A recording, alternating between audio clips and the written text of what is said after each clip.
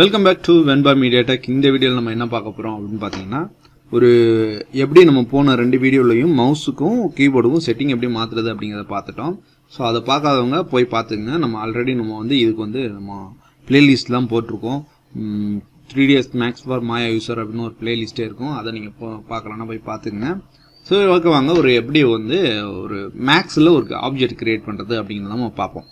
So நார்மலாக மேக்ஸில் நீங்கள் மாயாவில் நீங்கள் யூஸ் பண்ணணும்னா இங்கே போய்ட்டு நம்ம கிரியேட்டு போய்ட்டு நம்ம பாக்ஸ் இதெல்லாம் கிரியேட் பண்ணிக்குவோம். ஸோ அதே மாதிரி இங்கேயுமே பார்த்தீங்கன்னா ஒரு பாக்ஸ் மாதிரி கொடுத்துருக்காங்க எங்கள் மேக்ஸில். ஸோ இங்கே போயிட்டிங்கன்னா இதில் பார்த்தீங்கன்னா இந்த ப்ளஸ் சிம்பிள் இருக்குது பார்த்தீங்கன்னா, இது கிரியேட் பண்ணிக்கோங்க. இங்கே போய்ட்டிங்கன்னா நமக்கு தேவையான ஆப்ஜெக்ட்ஸ் எல்லாமே இருக்கும். இது பார்த்தீங்கன்னா ஸ்டாண்டர்ட் ப்ரிமிட்டிவ்ஸ், இது ஸ்ப்ளைன்ஸ், அதாவது லைனு, இது மாதிரி ரெக்டாங்கிள், எலிப்ஸ், இது மாதிரி ஸ்ப்ளைன்ஸ்லாம் இங்கே இருக்கும். அதுக்கப்புறம் ஃபோட்டோ மெட்ரிக், இது நம்ம அவ்வளோதான் யூஸ் பண்ண மாட்டோம். அதுக்கப்புறம் கேமராஸ், அதுக்கப்புறம் டம்மி ஆப்ஜெக்ட், ஸ்டாண்டர்டான ஆப்ஜெக்ட்ஸ், டம்மி, இந்த மாதிரி இதில் நம்ம மேக்ஸிமம் இந்த டம்மி மட்டும் யூஸ் பண்ணுவோம். அதாவது எம்டி குரூப் மாதிரி கிரியேட் பண்ணுவோம்ல, அதுக்கு இந்த டம்மி யூஸ் பண்ணிக்குவோம். ஓகே, இப்போ பார்த்தீங்கன்னா நம்ம ஒரு ஆப்ஜெக்ட் யூஸ் பண்ணுவோம். இப்போ ஒரு பாக்ஸ் கிரியேட் பண்ணுவோம். இந்த பாக்ஸை கிரியேட் பண்ணுறதுக்கு நான் இந்த பாக்ஸ் செலக்ட் பண்ணிவிட்டு இதை மேக்ஸிமைஸ் பண்ணிக்கிறேன், ஸ்பேஸ் பார். இப்போ இங்கே கிளிக் பண்ணிவிட்டு அப்படியே நம்ம எவ்வளோ தூரம் வேணும் அந்த பாக்ஸு அப்படிங்கிற மாதிரி நம்ம இழுத்துட்டு விட்டுட்டு மறுபடியும் அப்படி மேலாக்கில் மூவ் பண்ணணும். நம்ம எவ்வளோ ஹைட் வேணும் அப்படின்னு மேலாக்கில் மூவ் பண்ணும்போது நம்ம எந்த பட்டனுமே கிளிக் பண்ண தேவையில்லை. நம்ம எவ்வளோ தூரம் எவ்வளோ அகலத்துக்கு மட்டும் வேணும் அப்படின்னு ஒரு பட்டன் கிளிக் பண்ணிவிட்டு நம்ம மேலே கீழே மூவ் பண்ணும்போது பட்டனுக்கு எதுவும் கிளிக் பண்ண தேவையில்லை.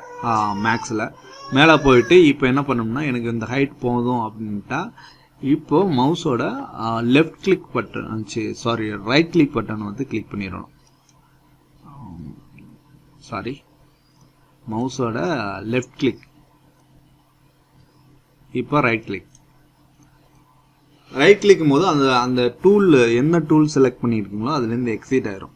மறுபடியும் ஒரு தடவை சொல்கிறேன், பாக்ஸ் செலக்ட் பண்ணிவிட்டு கிளிக் பண்ணிவிட்டு அப்படியே விட்டுட்டு மவுஸை விட்டுட்டு அப்படியே மேலாக்கில் தூக்கிட்டு மறுபடியும் லெஃப்ட் கிளிக், இப்போ வெளியில் வச்சு ரைட் கிளிக், முடிஞ்சு. ஓகேங்களா? இப்போ இங்கே பார்த்தீங்கன்னா ஒவ்வொரு தடவை நம்ம ஆப்ஜெக்ட் கிரியேட் பண்ணும்போது அது ஒவ்வொரு கலரில் வந்துட்டுருக்கோம். ஸோ இங்கே பார்த்தீங்கன்னா இது என்னென்னா நேம் அண்ட் கலர்னு இங்கே இருக்கும். இப்போ இந்த பாக்ஸோட நேம் கலர் மாற்றிக்கலாம். அதே மாதிரி இந்த சைடு பார்த்தீங்கன்னா நமக்கு எப்படி அவுட்லைனர் அங்கே இருக்குமோ அங்கே இங்கே ஹைரார்க்கின்னு சொல்லுவாங்க. ஸோ இந்த ஹைரார்க்கி இங்கே இருக்கும். அதுக்கப்புறம் லேயரும் கூட இருக்குது. இதில் லேயர் மெத்தட் நாம் அதிகமாக நம்ம ஹைரார்க்கி யூஸ் பண்ணுவோம். ஏன்னா நம்ம அவுட்லைனரே யூஸ் பண்ணி பழகினவங்களுக்கு இந்த ஹைரார்க்கி யூஸ் பண்ணுறது ரொம்ப ஈஸியாக இருக்கும். சப்போஸ் இது உங்களுக்கு தெரியல அப்படிங்கும்போது இந்த சீன் அண்ட் எக்ஸ்ப்ளோரர், இங்கே போயிட்டு சீன் அண்ட் எக்ஸ்ப்ளோரர்னு இருக்கும், இது செலக்ட் பண்ணாவே உங்களுக்கு இது வந்துடும். சப்போஸ் இது இல்லை அப்படிங்கும்போது உங்களுக்கு சீன் அண்ட் எக்ஸ்ப்ளோரர் கிளிக் பண்ணிங்கன்னா இது வந்துடும். இப்போ இதை நீங்கள் நம்ம அங்கே மாயாவில் யூஸ் பண்ணுற மாதிரியே தான் இங்கே கிளிக் பண்ணி இங்கே கொண்டு போட்டிங்கன்னா இங்கே போய் செட் ஆயிரும். இப்போ நம்ம வேணும்னா எக்ஸ்டெண்ட் பண்ணிக்கலாம். இப்போ இந்த இடம் வேணாம் அப்படின்னா இந்த இடம் வேணான்னா இதை எடுத்து வச்சுட்டு ரெடி கொடுத்துடணும். இப்போ இது பார்த்தீங்கன்னா அவுட்லைனர் மாதிரி தான். இதை சீன் எக்ஸ்ப்ளோரர்னு இங்கே சொல்லுவாங்க. நமக்கு என்னென்ன ஆப்ஜெக்ட் இருக்கோ அதெல்லாம் வந்துடும். ஸோ இதோட நேமை ரீநேம் பண்ணணும்னா இங்கே ரைட் கிளிக் பண்ணிவிட்டு ரீநேம் கொடுத்து ரீநேம் பண்ணிக்கலாம். அதே மாதிரி இன்னொரு மெத்தடில் பண்ணோம்னா இங்கே போயிட்டு நேம் அண்ட் கலர் இருந்தது பார்த்தீங்களா, இதில் போயிட்டு நேம் சேஞ்ச் பண்ணிக்கலாம். இந்த கலர் இது டிஃபால்ட்டாக வர்ற கலர். நீங்கள் கஸ்டம் கலரை நீங்கள் மாற்றிக்கலாம், என்ன கலர் வேணாலும். ஓகே,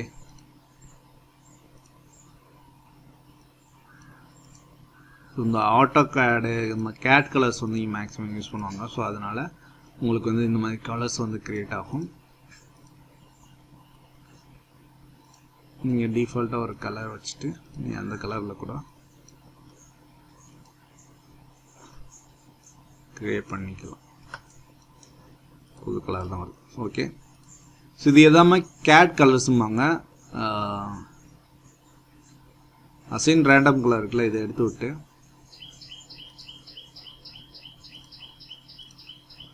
இப்போ க்ரியேட் பண்ணி பார்ப்போம்.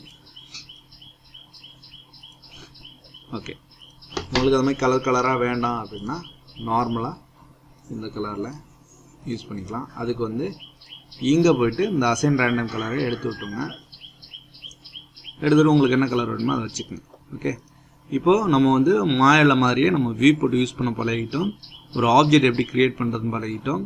அதுக்கு மேலே அந்த அவுட்லைனர் எப்படி யூஸ் பண்ணி நேம் சேஞ்ச் பண்ணுறது அப்படிங்கிற பழகிட்டோம். இதில் பார்த்தீங்கன்னா இந்த ஆப்ஜெக்ட் வந்து நீங்கள் செலக்ட் பண்ணிவிட்டு ஆட்டோமேட்டிக்காக உங்களுக்கு வந்து இங்கே வந்து க்ரியேட் பண்ணணும். இந்த கீபோர்டு என்ட்ரி மூலமாக க்ரியேட் பண்ணணும். என்ன லென்த்து வித்தில் அப்படி கொடுத்து க்ரியேட் பண்ணணும். அப்படிங்கும்போது நீங்கள் வந்து ஒரு 10க்கு 10, அதாவது 10 10ல் நீங்கள் வந்து 10 10ஆக நீங்கள் செலக்ட் பண்ணணும் அப்படின்னா இங்கே நீங்கள் என்ட்ரு பண்ணிவிட்டு என்ன பொசிஷனில் வந்து இந்த இது உட்காரணும். எனக்கு வந்து 0th பொசிஷன், அதாவது சென்டரில் தான் உட்காரணும் அப்படிங்கிறதுனா நான் எம்டியாக விட்டுட்டேன். இப்போ நான் க்ரியேட் பண்ணேன்னா எனக்கு இங்கே வந்து ஒரு வந்து கியூப் வந்து 10x10ல் க்ரியேட் ஆயிடுச்சு. ஓகேவா? ஸோ இப்படியும் நம்ம க்ரியேட் பண்ணிக்கலாம். இதே மாதிரி தான் ஸ்பியரு எல்லாமே அப்படியே தான். ரேடியஸ் வந்து எனக்கு ஒரு 10ல் 10 ரேடியஸில் வந்து எனக்கு ஒரு ஸ்பியர் க்ரியேட் பண்ணணும் அப்படின்னா ஸ்பியரும் சென்டரை வச்சு க்ரியேட் ஆயிரும். ஓகே, இப்போ வந்து இந்த வீடியோவில் வந்து நம்ம எல்லாமே எப்படி ஒரு நார்மலாக ஒரு ஆப்ஜெக்ட்ஸ் க்ரியேட் பண்ணுறது, அதை எப்படி நம்ம வந்து இந்த அவுட்லைனரை எப்படி யூஸ் பண்ணுறது அப்படிங்கிற மாதிரி பார்த்துட்டோம். இதில் ஏதாவது உங்களுக்கு டவுட்ஸ் இருந்தால் கமெண்ட் பண்ணுங்கள். இல்லைன்னா நம்ம டெலகிராம் சேனலோட லிங்க் தரேன், அதில் போயிட்டு நீங்கள் வந்து டவுட்ஸ் கேட்கலாம். இல்லை அப்படின்னா பர்சனலாக எதுவும் கான்டாக்ட் பண்ணணும் அப்படின்னா என்னோட இன்ஸ்டாகிராம் ஐடி வெண்பா மீடியா டெக் இன்ஸ்டாகிராம் ஐடியில் போயிட்டு நீங்கள் கேள்வி கேட்டிங்கன்னா நான் வந்து கண்டிப்பாக வந்து பர்சனலாக உங்களுக்கு வந்து மெசேஜ் பண்ணுவேன். ஓகே, இவ்வளோ தான் நம்ம வந்து க்ரியேட் பண்ணுறது. மற்றபடி நீங்கள் வந்து ஸ்ப்ளைன் க்ரியேட் பண்ணுறது எல்லாமே நம்ம மாயில் பண்ணுற மாதிரி தான். இங்கே போய்ட்டு நம்ம எடுத்து பண்ணிக்கலாம். அடுத்து வந்து ஒரு ஆப்ஜெக்ட் எப்படி மாடிஃபை பண்ணுறது, அதுக்கான டூல்ஸு மாயில் யூஸ் பண்ணணும்ல, அதாவது அந்த extrude tools, insert edge loop, இந்த மாதிரி டூல்ஸை வந்து எப்படி யூஸ் பண்ணுறது அப்படிங்கிறத அடுத்த வீடியோவில் நம்ம வந்து பார்ப்போம்.